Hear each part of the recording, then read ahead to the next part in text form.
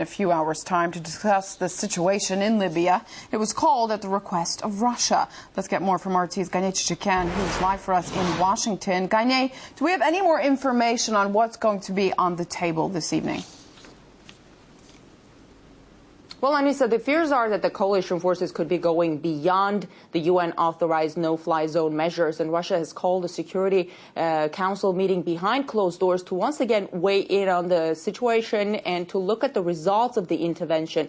There are lots of questions on the table as to the limits of the intervention. Will it be really enough for the coalition forces to just disarm Gaddafi? The question that everybody's asking here, is Gaddafi the target now? The Pentagon says no. In fact, the Defense Secretary Robert Gates said targeting Gaddafi goes beyond the UN resolution on Libya, and the U.S. is determined to stick to the resolution. But the thing is that the wording of the resolution basically is all-inclusive, short of occupation. We've heard criticism from the Arab League. They say the military operation has gone beyond what the Arab League backed. Also, the head of the Arab League says what we wanted was civilians' protection and not more civilian deaths. We know that it was really crucial for Western powers to have Arab countries' assistance so that it doesn't appear as if it's just the West cracking down on yet another Arab nation. But with this criticism coming from the Arab League, their support could be diminishing.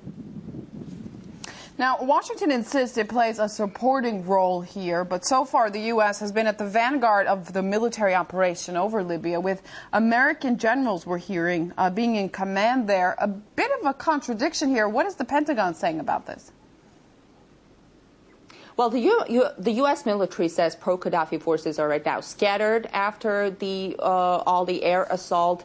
Coalition forces are currently patrolling the new fly zone. The Pentagon says they do not rule out more strikes, quote, if and when the need arises. The U.S. has launched missiles from its warships and submarines in the Mediterranean, targeting at Gaddafi's air defense systems and clearing the sky to make sure Gaddafi is not able to shut down any planes of the coalition forces. We know that the U.S. fighter jets, along with French warplanes, had carried out strikes on Gaddafi's ground forces as well. And currently, the U.S. contribution in the strikes really outweighs the contribution of all other coalition forces combined.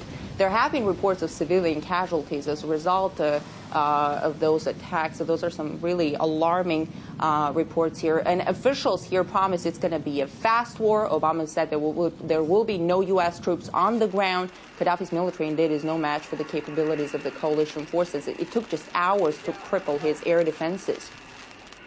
And how are people reacting stateside to the news of these military operations, having been engaged in two military campaigns for almost a decade now? Well, let me say, if you watch American television, you get all this really positive impression of America's involvement and how justified it is and so on. But if you look at the polls, the majority of Americans oppose the U.S. involvement in the intervention. Fox News gives 65%. They're already unhappy that their government is spending billions of their tax dollars on endless wars in Iraq and Afghanistan. People are already asking questions about the cost of the involvement.